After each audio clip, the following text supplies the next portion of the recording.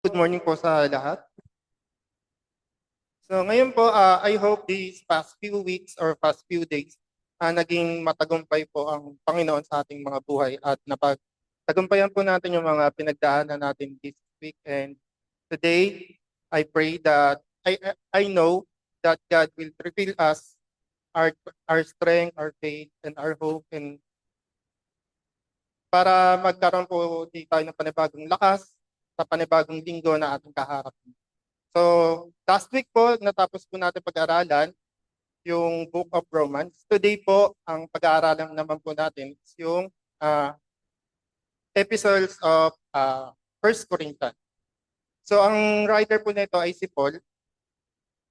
So, Paul was in the Ephesus for 2 years when a report came to him through the household of Chloe.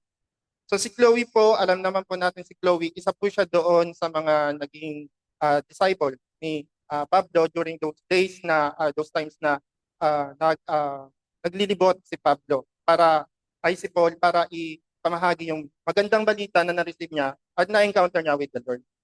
So makikita po natin to sa 1 Corinthians 1 verse 11. For some members of Chloe's household have told me about her quarrels, my dear brothers and sisters. The church she had founded so recently had already developed deep division, a situation that required immediate action. So alam naman po natin na si Paul ay napunta sa atin yung time na nagdidebut siya. And dito niya po, isa po yung Corinth sa napuntahan niya. And makikita po natin to sa Acts 18 verse 1 to 17. Then Paul left Athens and went to Corinth. There he became acquainted with a Jew named Aquila, born in Pontus, who had recently arrived from Italy with his wife, Priscilla. They had left Italy when Claudius Caesar deported all Jews. So ito po yung time na binild po ni Paul or ni Pablo yung church sa Corinthians. So alam naman po natin yung Corinth is a place wherein po dito po marami po silang gods na sinasamba. Nandito po sila at sa Athena, alam naman po natin yung mga Roman gods. So Athena, sila, Zeus, ayun po yung mga inaano nila, sinasamba nila. Kaya mix po yung culture nung napuntahan ni Pablo. So yun nga po, yung 2 years na pamamalagi ni Pablo doon sa Ephesus. Meron po sa household ni Chloe pumunta sa kanya kasi po nababa po, minabuti po ni Chloe na mag-report kay Pablo. So inutusan niya po yung household niya para mag-report kay Pablo, which is that time nandun siya sa Ephesus. So yun, nakarating po sa kanya na yung church daw po na nistaron po ng division. A situation where immediate action must be done. Kaya po, ang ginawa po ni Pablo, sinulatan niya po yung mga kasamahan niya o yung mga believers sa Corinth. So ito yung first time na sinulatan niya yung church in Corinth. Yung first letter niya daw po para sa Corinth ay wala o hindi nakarating doon sa Corinth. Kaya itong sulat na to, pangalawang Corinth. Nakikita po natin dito, yung sa bungad ng episode niya, sabi niya po dito, to the church of God which is at Corinth. This is a great contrast kung papansinin po natin. Church of God which is at Corinth. Church of God, something good, which is at Corinth, someplace bad. Kaya nga po, ayun nga, understanding the conflict between the Lord. Katulad nga po ng nasabi natin kanina, mix po yung paniniwala nila, mix po yung mga belief nila, mix po yung mga sinusunod nila mga sinabi ni Paul to the church of God. Two contrasting words, church of God which at Corinth. Something good which is Corinth.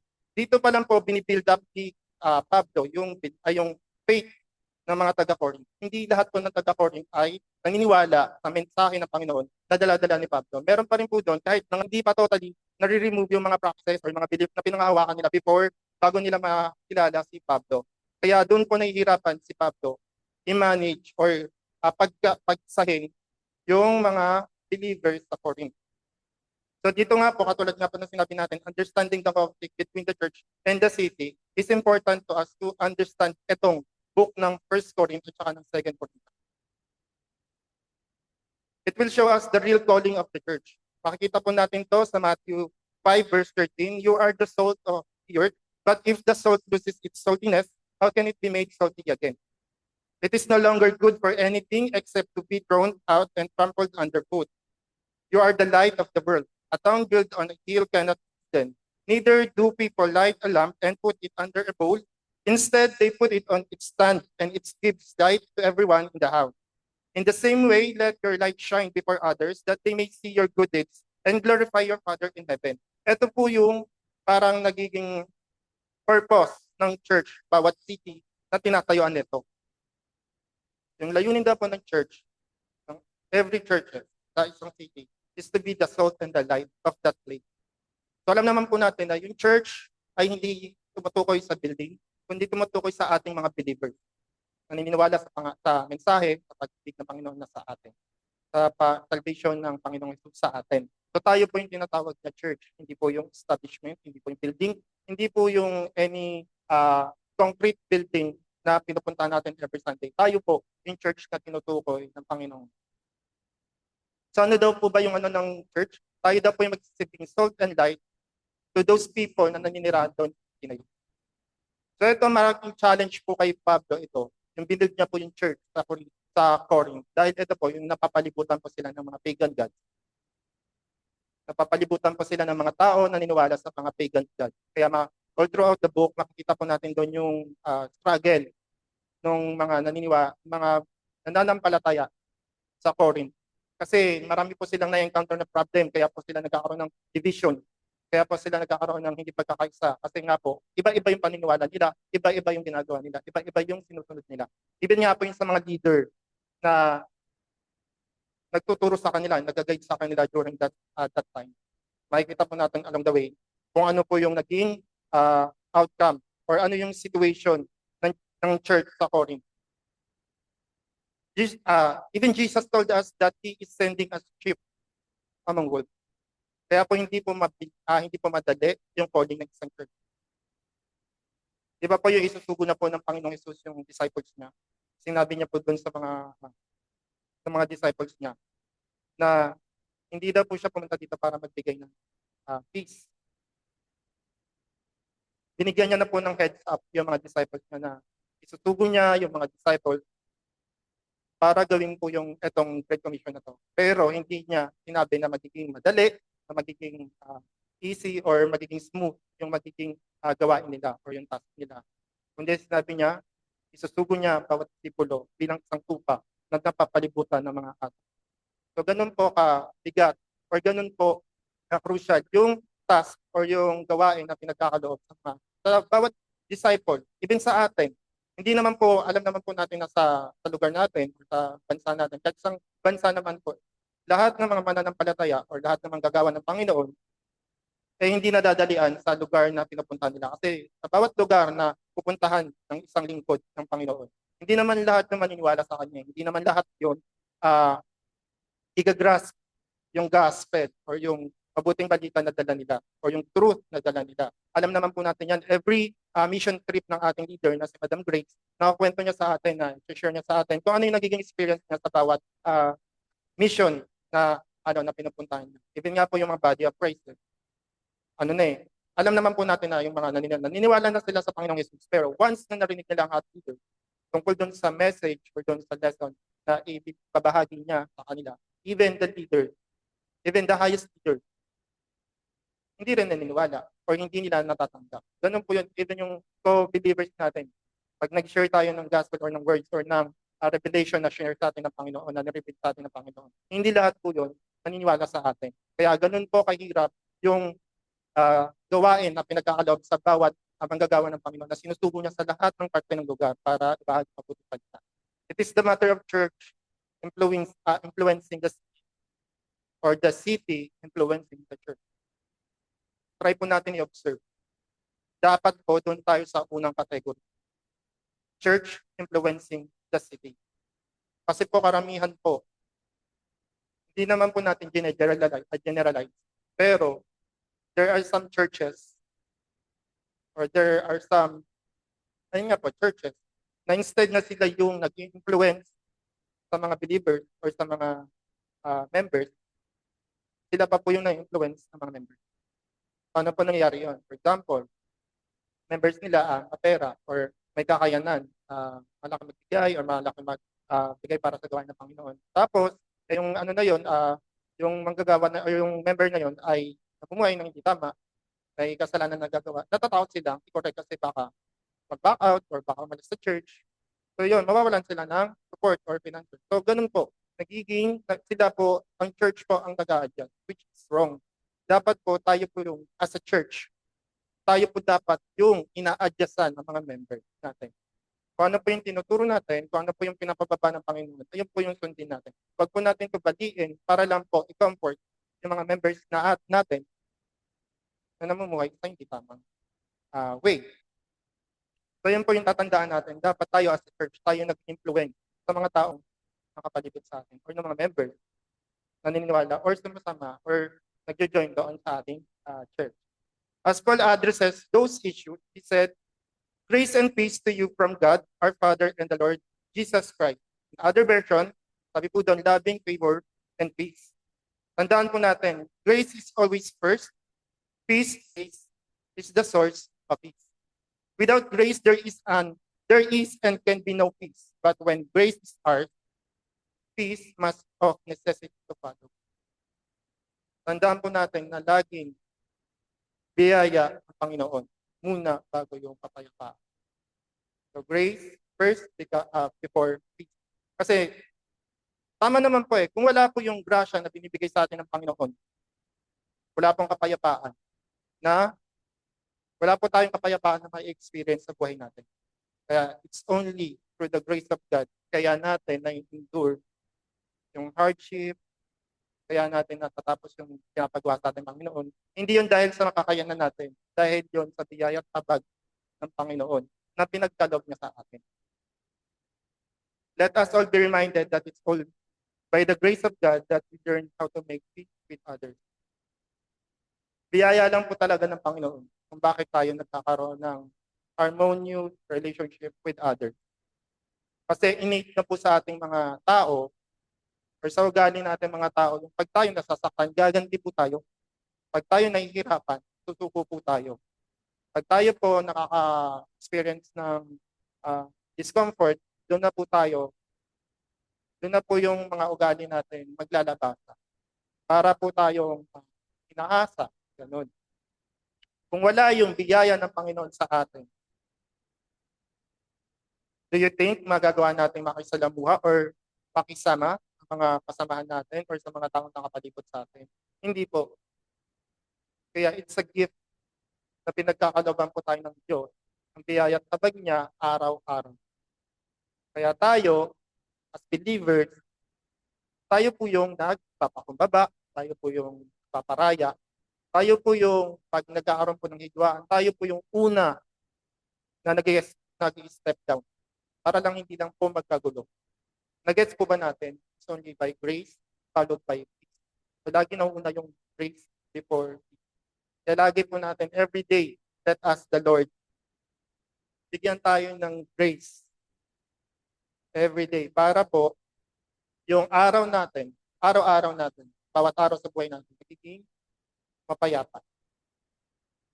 In verse 4 to 7, Paul thanked God for the church in Corinth because he enriched the church of Corinth in every way, and for having the Corinth all the spiritual gift they needed while waiting eagerly to the return of our Lord Jesus Christ. What are the spiritual gifts that Paul mentioned? So there are different spiritual gifts. Dadaanan lang po natin to dahil meron po itong other chapter dito sa 1 Corinth pa rin po. I believe sa 12 po ata yun. Later part ng 1 Corinth, dito po ma-encounter natin yung spiritual gifts. Isa po dito yung leadership. Sabi daw po dito, pagka meron ka daw po gift of leadership, you encourage and help others to build the kingdom of God. Gift of administration, helping with long-term goals and remaining on task. Sa administration, yung tayo po yung parang, kumbaga sa work, back office po tayo. Tayo yung nag-aasikaso ng mga documents, ganyan. Tayo po yung nag-organize ng mga documents na kailangan ng isang church natin. Kung maayos daw po tayo sa mga files, meron daw po tayong gift of administration. Pag tayo daw po ay nakakapag-encourage ng iba na mga kasama natin at nabibuild natin yung kingdom ng Panginoon, meron daw po tayong gift of leadership. Gift of teaching, instructing in truths and doctrines of God's Word. Sila po yung tumatayo dito sa harapan para po magturo ng mga nire-reveal ng Panginoon sa kanila at impart ito sa mga tagapakinig. Gift of teaching daw yun. Kung ikaw yung tao na gusto laging natututo at laging nagsasaliksik, lagi kang eager mag-seek kay Lord at lagi kang eager na i-share to sa karamihan, meron ka daw pong gift of teaching. Gift of knowledge, teaching and discipleship, the ability to learn, know, and explain God's word. Iba po yung gift of knowledge sa gift of teaching. Gift of knowledge po, ito po yung gift coming from God, wherein kaya pong parang i-reveal or i-unlock ni Lord through that person lahat ng hidden word or hidden message or hidden revelation na meron doon na nire-reveal sa kanya ng Panginoon. So, gift of knowledge po yun. Pag tayo daw po nagbabasa ng salita ng Panginoon, Bible, at marami tayong nauunawaan para tayong nagkakaroon ng rema. Yung, ay, ganito pala yun, ay, ito pala yun. Meron daw po tayo, pinagkalooban daw po tayo ng Panginoon. Not all ay nabibiyayaan ng gift of knowledge. Di ba po, sinabi rin po sa word ng Panginoon na yung knowledge daw po natin ay fragmentary. Ibig sabihin, hindi po natin nauunawaan lahat. It's only by God, through God, kung bakit natin nasa-search yung deeper treasure ng salita niya. Iba rin naman po yung gift of wisdom. The ability to discern works of the Holy Spirit and apply teaching in action. So ito po yung wisdom, gift of wisdom. Ito daw po yung ability to discern works of the Holy Spirit. Nakikita po natin yung kilos ng banal na Espiritu.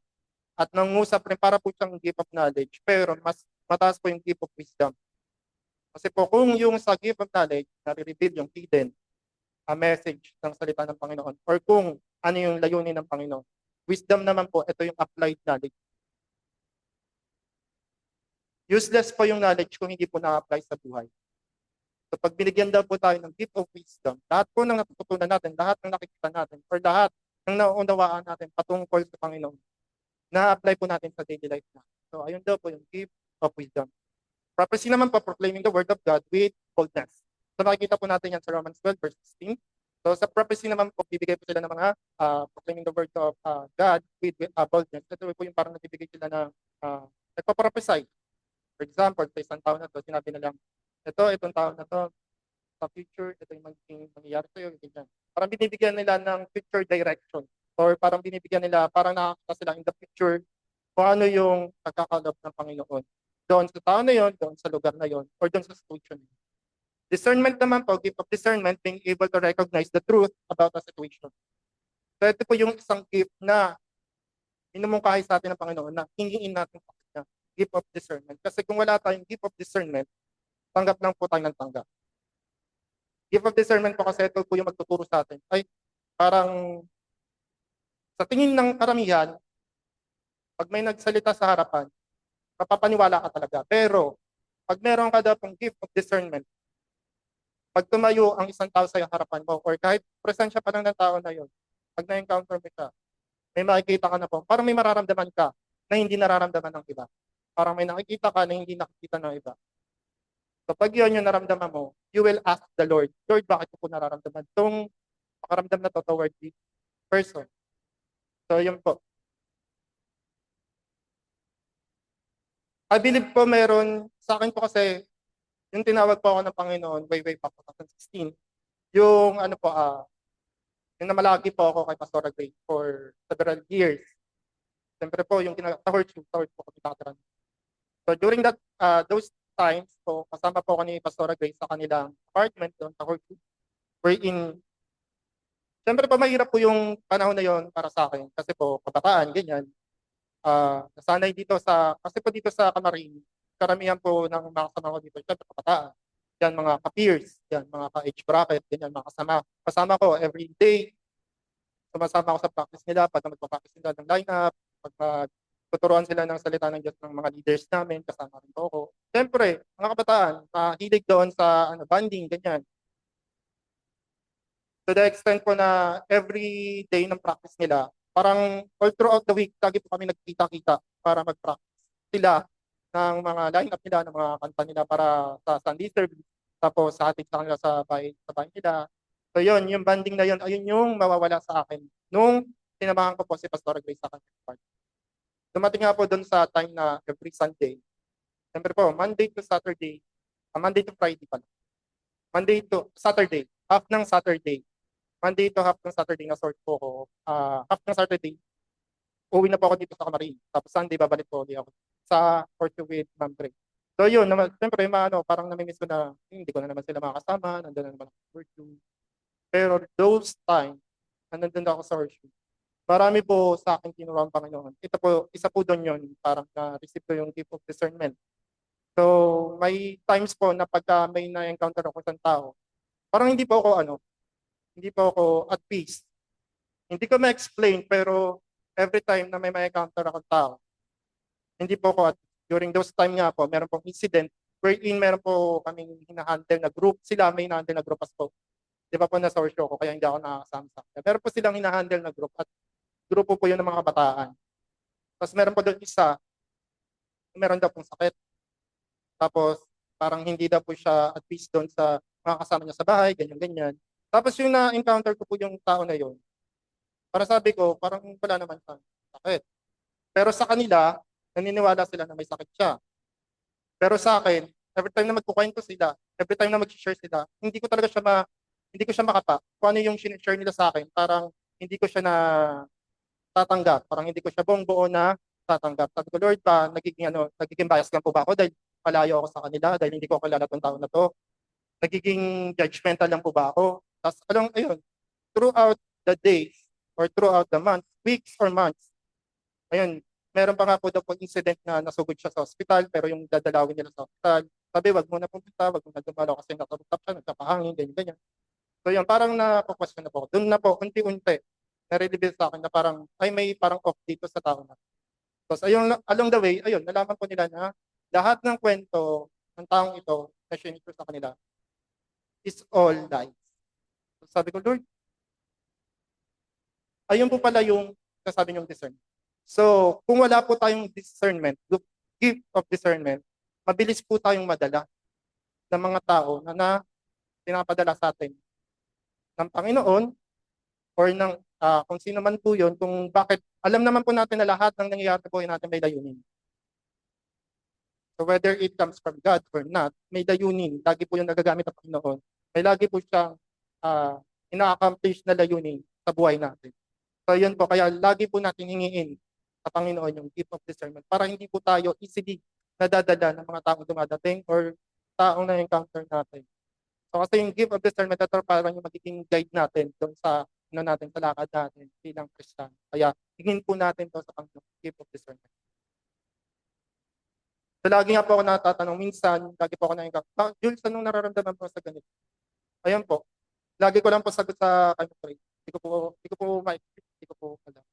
Pero, ayun nga, kakaroon po kami ng sharing na hindi po ako, ganito. Hindi po ako, hindi ko po alam, hindi ko po ma-explain kung bakit. Pero, ayun, along the way, nire-reveal naman po ng Panginoon kay Ma'am Grace or through the intercessor kung bakit may nararamdaman doon toward that person. So, yun, ayun po yung tulong ng discernment. Parang binibigyan niya po tayo ng glimpse of light doon sa tao na yon or glimpse of parang warning doon sa tao na yon na parang kilalanin pa siya ng higit pa. Meron naman po gift of exhortation. People with this gift are enthusiastic about the Lord and they can motivate others. Exhortation po ay parang they can motivate others. Parang easy lang sa kanilang i-motivate. Every time na magsasalita sila, every time na mag-share sila, parang na-motivate yung mga listener nila. So, ayun po yung gift of exhortation. Third thing naman po, looking out for the spiritual welfare of others. So, as a shepherd, di ba po, ayun po, parang ikaw yung mag-aalaga or magagabay doon sa mga tupang ipapastol mo sila doon sa lugar kung saan makakain sila ng healthy damo. So, tayo po yung, ayun. So, meron daw po tayong gift of shepherding. Ayun. Kinecare natin yung spiritual welfare ng mga kasama. Gift of faith, so daanan na lang po natin para gift of faith, gift evangelism, ito naman po ay kaya tao doon para mapatanggap sa mensahe ng Panginoon. Apostleship naman po, ito naman po yung motivators, church planters, missionaries, people who look beyond the walls. Apostleship. They are not living within their comfort zone. They always go out para po ipahayag din salita ng Panginoon. Ayun daw po yung gift of apostleship. Mga missionaries. So Romans 12 verse 7 natin makikita. And then gift of mercy, gift of giving, gift of hospitality, and gift of hospitality. Ayun po. Meron rin naman po tayo. Siguro po magpo-call po tayo doon sa gift of service kung mahilig po tayong tumulong sa church. Wala, hindi po tayo nakikita sa harapan. Tuturo, hindi po tayo sa music team. Pero active po tayo doon sa behind the scene working doon, hindi nakikita ng mga congregation. So meron po tayong gift of service for help. So before doon sa Bidya Christiana, so meron po, siguro ito po yung prevalent sa akin, gift of service. Kasi lagi po ako doon sa kitchen, sa nagluluto, yung ganyan. So ayun po yung gift of help or gift of service. Kung ano yung maitutulong mo para sa church, para sa gawain, binibigay mo or ginagampanan. So wag po, bakit kaya ako tinawag ng Panginoon? Ano kaya ako, ano kaya yung purpose ko? Ano kaya yung layunin ko sa church? Ano, taga-pakinig lang ba ako? Yan, hindi naman ako marunong kumanta. Hindi naman ako iyak ako, pinanghinaan ako, para akong himatayin. Parang hindi mo ma-distinguish kung saan ka mabibilang. Pero, nung punta ka doon sa kitchen, napunta ka doon sa usherette, ayun, parang nag-ano ka, nagpapunction ka ng well. So, meron po tayong gift of service. What is the purpose of ng mga gifts na tinukoy natin? Makikita po natin yung 1 Corinthians 14 verse 12 for the edification of the church. It is the enabling power of the Holy Spirit to the church to operate according to the will of the Father. So ito daw po yung enabling power ng Holy Spirit para mag-function well yung isang church tayo, para magkaroon daw po tayo ng organization. Ito daw po yung pinaka-purpose ng bawat gift, spiritual gift na na-encounter natin. So along the way, mabibigyan pa po tayo na ito ng deep teaching kung ano ba yung mga gift na yun. So later on, Paul knows the division in the church. Kaya nga po, yun nga po yung household ni Chloe, nag-report po kay Paul na merong division doon sa church in Corinth. So with all the authority that Paul had, he can command or order the members of the church in Corinth to do what needs to be done. Siyempre po, di ba nagkakaroon ng division? As a leader, as a founder ng church sa Corinth, meron pong authority si Paul. Pwede niya po utusan yung mga members ng church sa Corinth kung ano dapat yung gagawin. Pwede niya nga po i-expel eh. Pwede niya po i-expel agad yung tao na nagpo-cause ng division. Pero hindi niya po ginawa yun. Sabi po dito, but instead of using his authority, he appeals to them, not choking them with commands, but recommending them to live in harmony with fellow believers. So hindi po siya nagbigay ng order. Hindi po siya nagbigay ng parang kautusan na kung siya yung naglilika ng division, paalisin niyo na, expel niyo na sa church. Pero hindi. Anong ginawa ni Pablo? Inapil niya, nag-recommend siya na baka ito, pwede niyong gawin to, mamuhay kayo with harmony with others. Yun. Hindi niya chine-choke yung church using his power, his authority. Pero ninonurture niya yung church na magkaroon ng harmonious relationship sa bawat isa. Dito po natin makita or ma-encounter yung division na nire-report ng household ni Chloe. Sabi po dito kasi yung sa mga members doon, sabi doon, I follow Paul, I follow Apollos, I follow Cephas, I follow Christ. What is the root cause of this? Na ako naniniwala ako kay Pablo, ako tagapaniwala ako, tagapasunod ako ni Paulo. Ako tagasunod ako ni Cephas. Ako tagasunod ako ng Panginoon. So ano po yun? Lahat naman po tayo tagasunod ng Panginoon. Pero karamihan po, nagkakaroon po sa church ng, ito po yung root cause ng division, favoritism. It's our human nature to categorize who will be our leader. We tend to put everyone in some kind of stratified category, higher or lower than other people.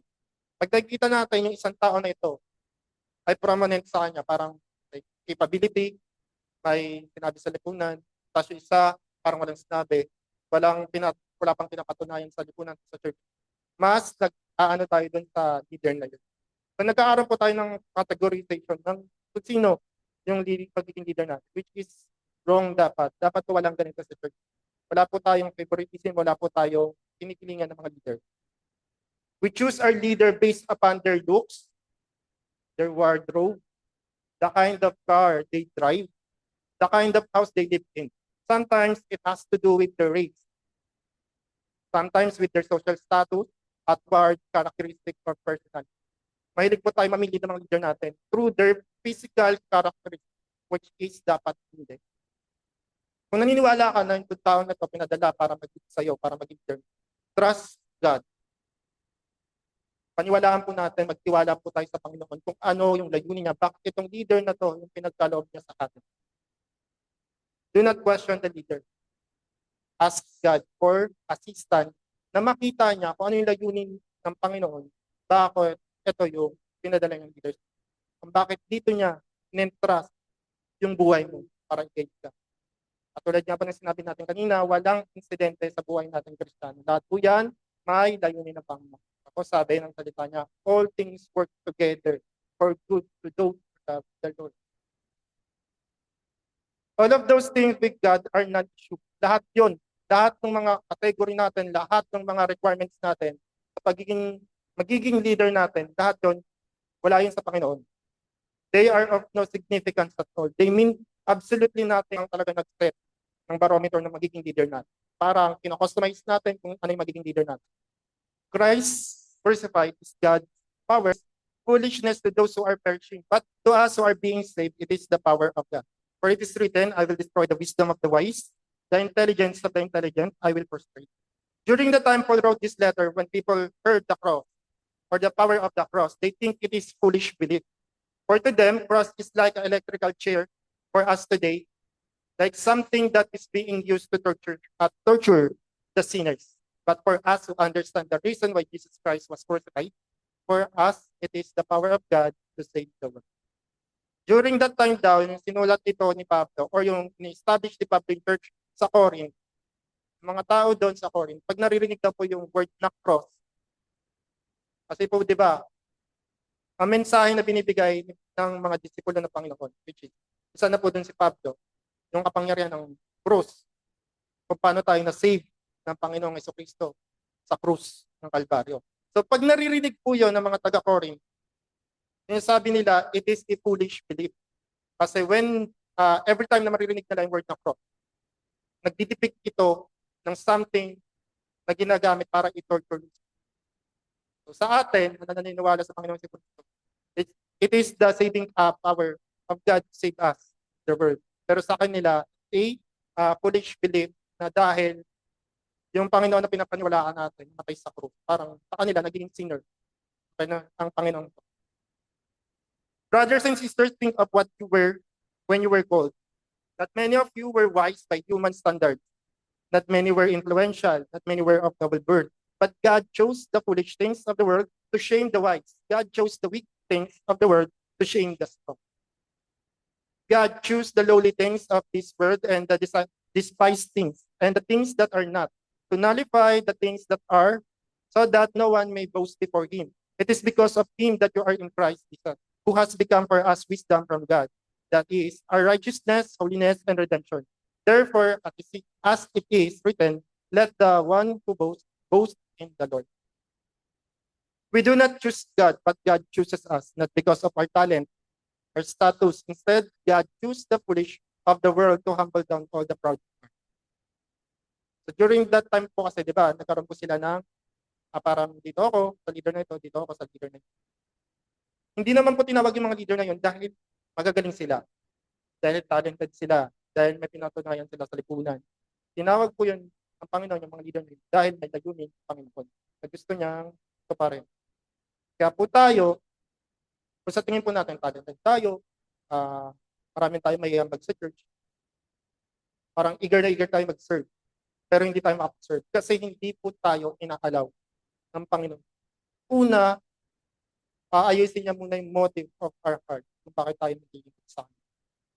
Kung hindi tama yung motive ng puso natin kapag lilingkod sa Kanya, hindi tayo iaalaw ng Panginoon. Hindi porque talented tayo, is worth it na tayo tumayo sa harapan para mag-guide ng mga members. So it is only God who will choose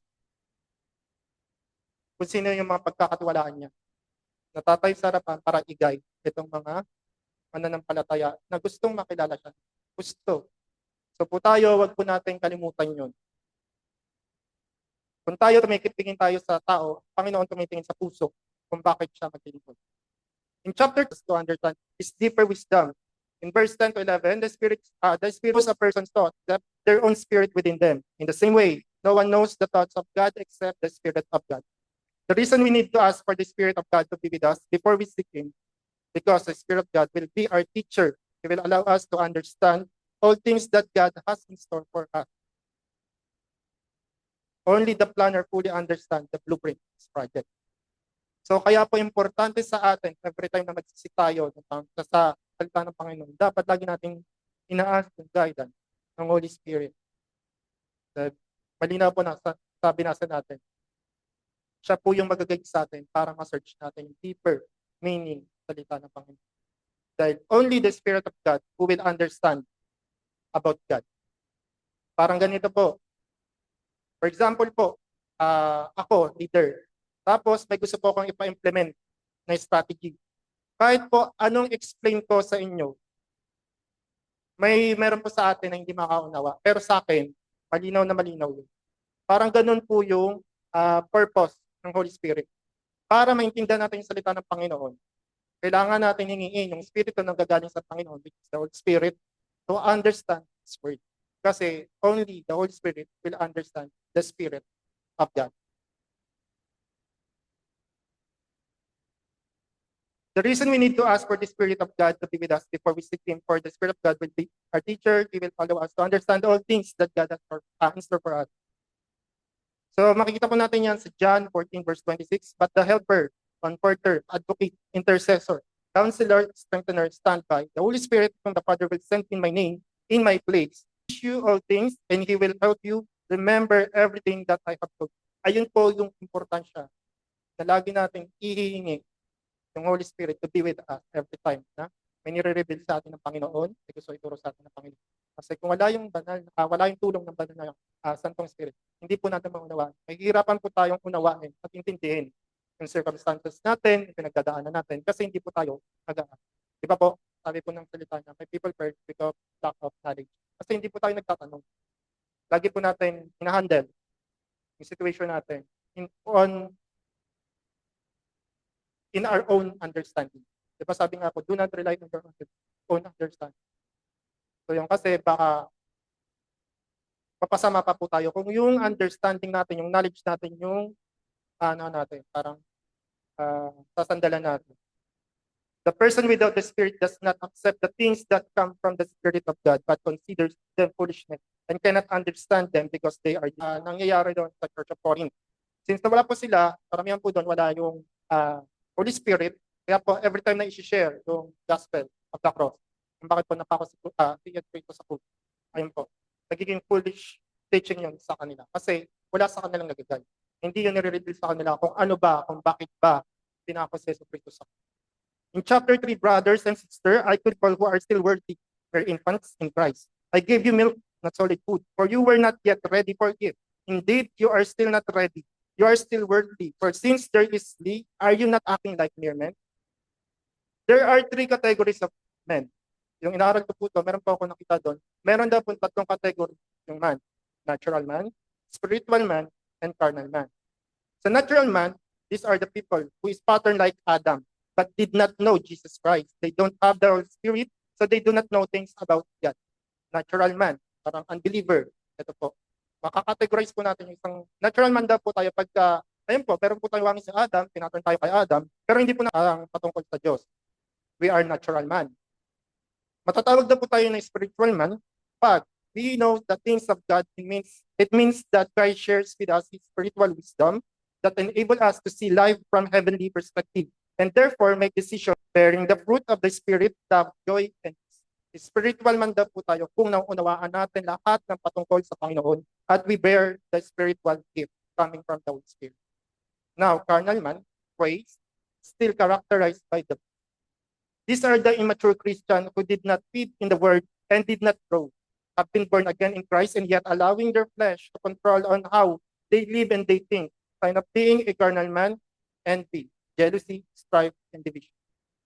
Kung tayo daw po yung tao na naiingit pa rin, nagsiselos pa rin, nag-create ng strife, at nag-create ng division.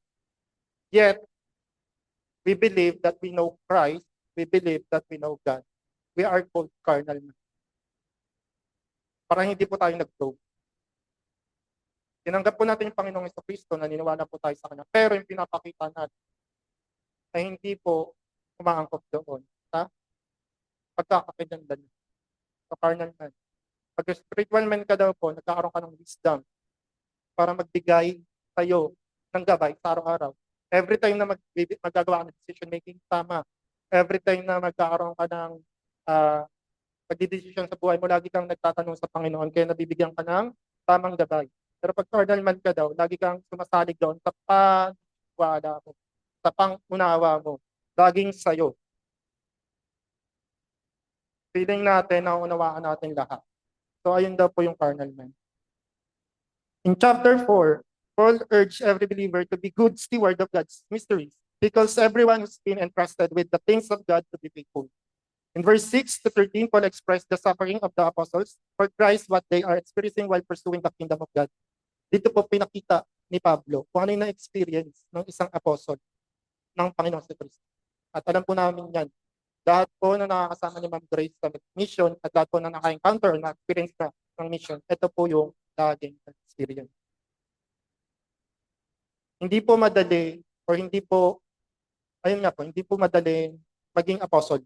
Kasi po, ito po daw po yung ma-experience nyo. Kung ikaw, mananampalataya ng Panginoon, gusto mong makategorize, or gusto mong matawag, or gusto mong mag-operate, or gusto mong maging apostle ng Panginoong Kristo, ito daw po yung mga na-encounter mo. They suffer hunger, thirst, persecution, homelessness, while harboring with their own hand. And yet, they bless those who curse them. They endure slanders, and become like scum of the earth. Pag gusto mong maging apostle ng Panginoon, tagapahayag ng salita niya, maging missionary, be ready dito. Ma-experience ka daw ng hunger, ng thirst, ng persecution, even home, kung saan ka magpapahinga, hindi mo alam. Habang ikaw nagpapakapagod, habang ikaw ay nagpapawis or nagpapagal para ipamahagi yung salita ng Diyos, at the end of the day, hindi mo alam kung saan ka magpapahinga. Kasi not all people who will hear your message, who will hear the message of God through you, will accept those messages. Kaya mahirap po maging apostle. Sa lahat ng to, sa lahat ng hardship na experience ng isang apostle, ito po yung ginagawa nila. Ito yung nagiging response nila. They bless those who curse them. They endure standards and become like scum. Kahit nasasaktan na sila, kahit nahihirapan na sila, hindi sila lumalaban.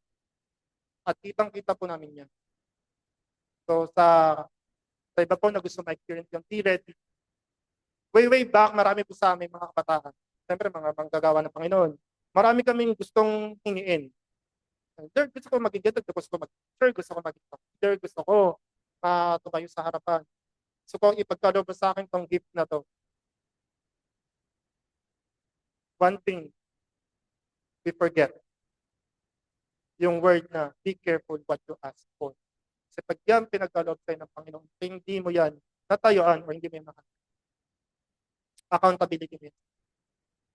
So yun po yung every time na i-remind natin sa sarili natin, bago natin hingin yung isang bagay sa Panginoon, make sure lang na magiging ready tayo doon sa responsibilities na meron yung hinihingi natin.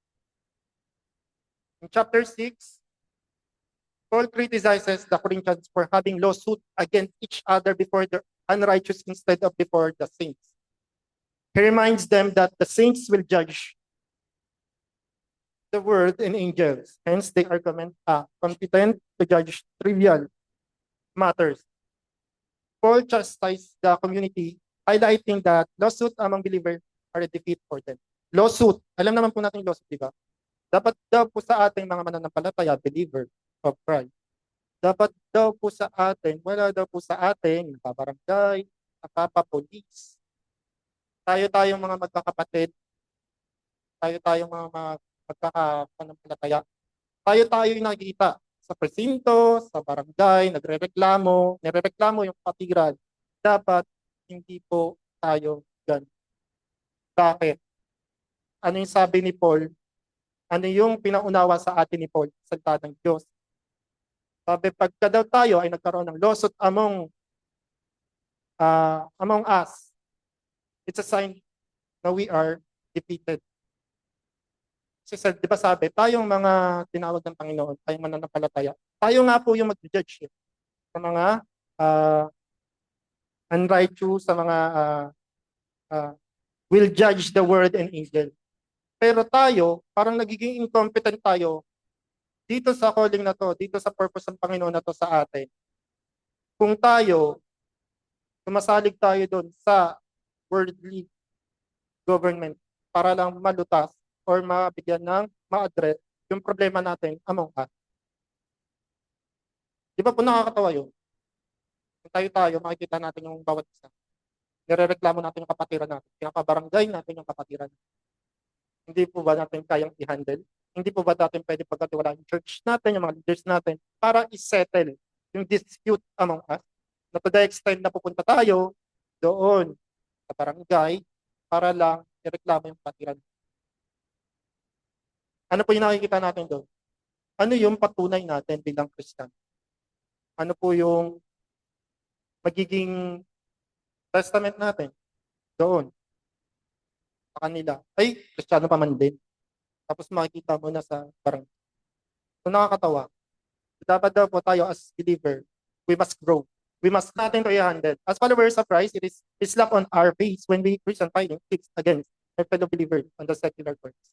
We must learn how to handle and settle our issue with ourselves. Do not let our action bring disgrace to us. Na wag po tayo pabugso-bugso. Kalimutan po natin pag tayo po nagagalit na dumadating na doon sa kasukdulan ng isi natin, lagi po tayong tumakbo sa Panginoong sa Kristo, humingi ng wisdom kung paano natin ito i-handle. Hindi yung tatakbo na tayo sa barangay, sa secular courts, para lang isettle yung dispute na. In Matthew 18 verse 15, sabi po dito, if your brother or sister sins, go and point out their fault just between the two of you. If they listen to you, you have won them over. But if they will not listen, take one or two others along so that every matter may be established by the testimony of 2 or 3 witnesses. If they still refuse to listen, they tell it to the church. And if they refuse to listen even to the church, treat them as you would a pagan or a tax. So ganito daw po natin dapat i-handle yung dispute within us, among us. Tawag tayo, tawagin natin siya, kausapin natin na masitinan yung tao na kakalita natin.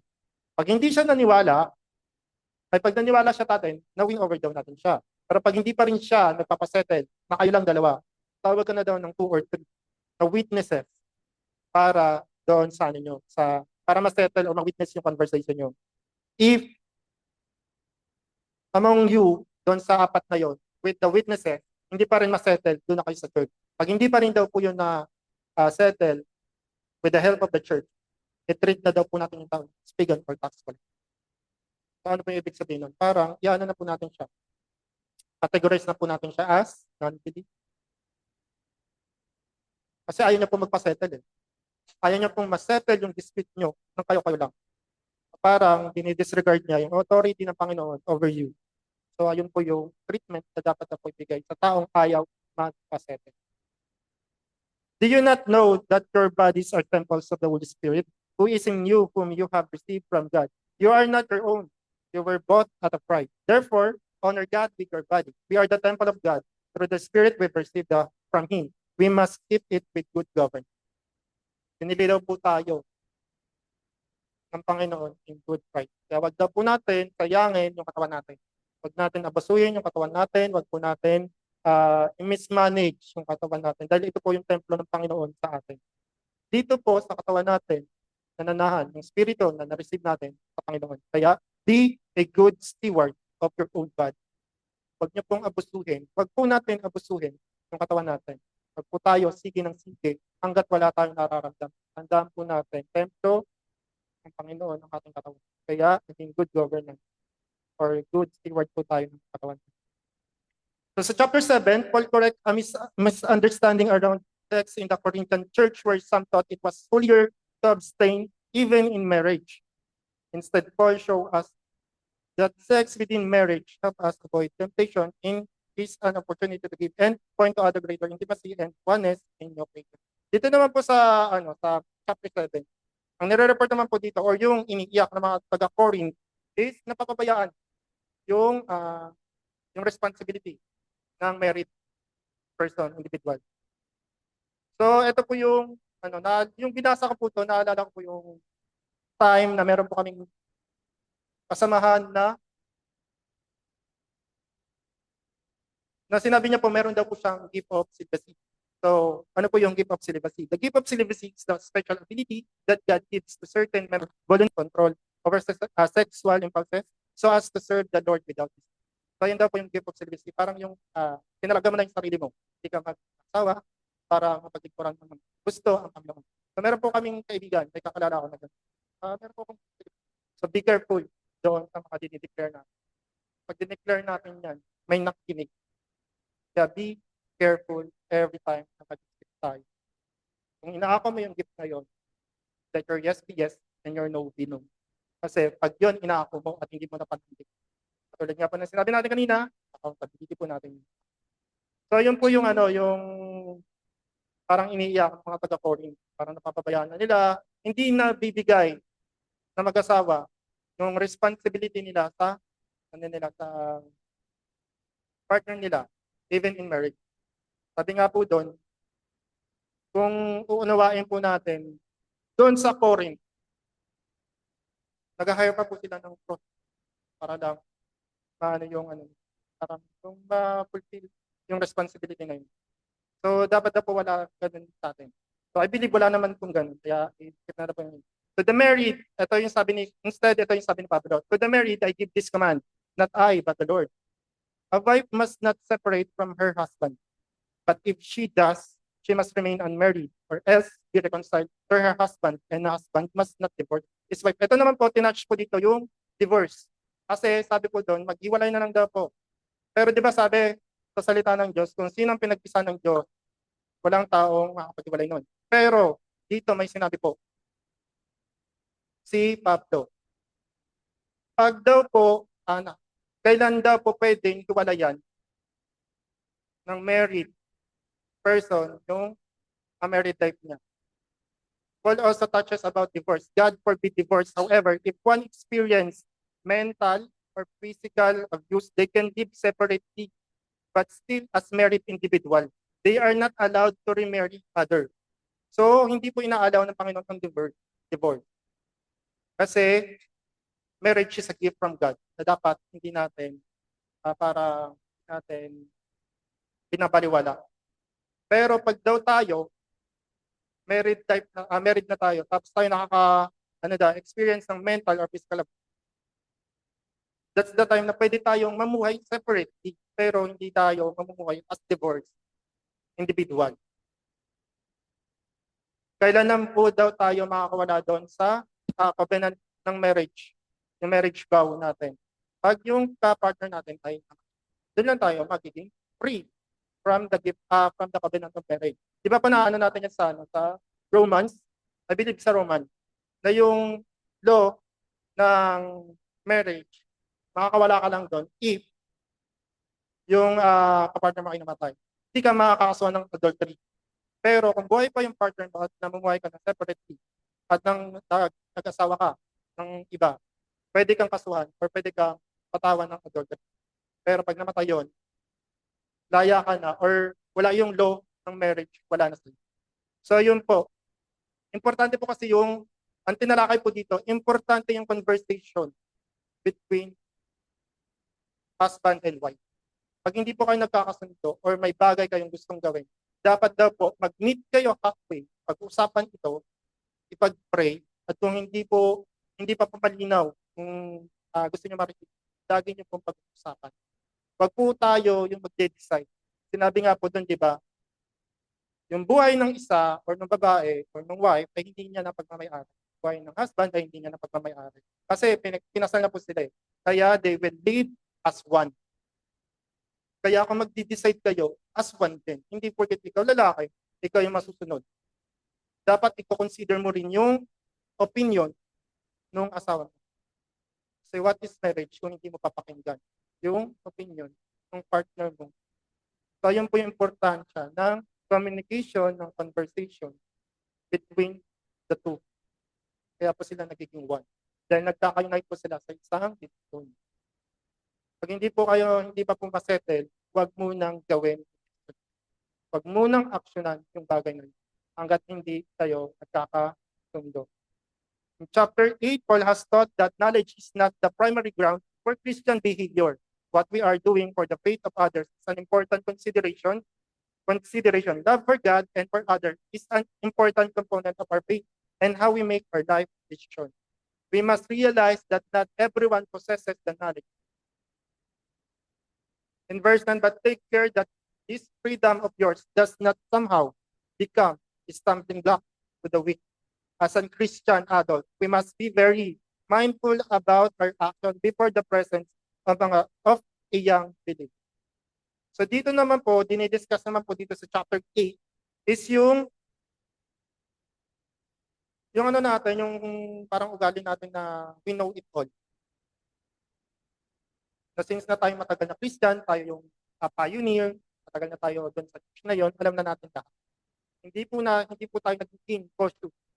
Hindi po tayo nagiging mindful doon sa kinikilos natin. Siyempre tayo nag-grow na. Matagal na tayo nakakarinig ng salita ng Diyos. Nauunawaan na natin yung mga bagay-bagay. May bagong member na hindi pa alam ang lahat or gusto pang makilala ang Panginoong Jesucristo ng mas malawak pa. Tapos meron tayong action na sa atin, kala natin okay lang, pero pag nakita yon ng mga baguhan, instead na mapalapit sila sa Panginoon, nagiging tayo pa yung stumbling block para sa kanila. So maging mindful daw po tayo sa actions natin. Hindi porket patagal na tayo, alam na natin lahat. Kahit nga po yung mga nagtuturo na matagal every time na magbabasa sila ng salita ng Diyos, mayroong bagong pinupuksan. May bagong pinapaunawa, may bagong pinapaalam. Kaya it is important every day natin encounter ang through His Word. Kasi hindi porket nabasa na natin yan, hindi porket naunawaan na natin yan, hindi porket naturo na sa atin yan, ayun na yun. Alam naman po natin na mayroong evolution. Mayroong parang improvement ng knowledge natin. Sa oras na to, ito yung naunawaan natin. Pero pag na-encounter ulit natin to, may bago na naman tayong maunawaan. Kaya wag daw po tayong mag-rely doon sa sarili nating knowledge. Head knowledge. Sabi ko nga po doon, yung knowledge daw po natin, hindi po yun concrete na saligan natin para lang mag-serve sa Panginoon. Kundi yung motibo ng puso natin. Kung maalam tayo, kung marami tayong naunawaan, kung sa tingin natin matalino tayo, pero yung puso natin ay hindi tama before God, tayo po ay maaari makatisod ng iba. Kasi head knowledge laging ginagamit. Di ba sabi ko ni Pablo, I believe si Paul yung nagsabi, if I have all those gifts, if I'm not operating with God, useless yung mga gift na. Kasi maaaring may masaktan tayo. So it is important for us to operate in love. So as a believer, dapat po yung head knowledge natin, yung mga strongholds natin, yung mga pinangawakan natin, kaya po natin to isuko sa Panginoon. Kaya po natin ipabago yung puso natin before God, before we serve God. Kasi it's important, the matter of the heart, before we serve God. Natin sa Kanya. Pag maayos na po yung puso natin, saka po tayo maglingkod sa Panginoon. And it is important, katulad nga po ng sinabi natin, every time na we seek God, first thing we need to do, ask the Holy Spirit to guide us, to enlighten us, to forgive us sa lahat ng mga kasalanan natin. Tapos sabi ng Panginoon, bago tayo lumapit sa Kanya, siya ay banal, kaya dapat tayo ay malinis din, banal din. Kaya kung bago tayo lumapit sa Panginoon, kung meron man pong karumihan sa atin, ihingi po muna natin ito ng patawaran sa Kanya bago tayo kapag communion. So with this, nawa po, marami po tayong natutunan sa nabasa natin today. Thank you, Lord, sa aming sa araw na ito kung saan sinamahan niyo po kami, Panginoon, pag-aralan, Panginoon, yung salita mo, Panginoon. Nawa po, Panginoon, lagi mo po kami gabayan, lagi po nawa, bigyan mo kami ng biyaya at habag na maunawaan namin lahat at makayanan namin lahat. Alam po namin, Panginoon, na sa buhay Kristiyano, marami po kami may encounter, marami po kaming mararanasan. Pero through you, Panginoon, alam po namin na malalagpasan namin ito, Panginoon. Nawa po, Panginoon, lagi niyo kaming samahan sa pamamagitan ng iyong banal na Santong Espiritu na aming magiging gabay sa araw-araw ng aming buhay, Panginoon. Kung may mga bagay po man kami na ma-encounter na hindi namin maintindihan, alam po namin kung saan po kami tatakbo, Alam po namin kung saan po kami magtatanong, Panginoon. At sa lahat ng ito, Panginoon, it is only your name na magiging solid ground namin, Panginoon. Every time we encounter hardship, every time we encounter suffering, alam po namin, Panginoon, na yung pangalan mo lamang po, Panginoon, yung pangahawakan namin, tatakbuhan namin, Panginoon. Because you are the light, Panginoon. You are the fire who will guide us through the deepest of the night, Panginoon.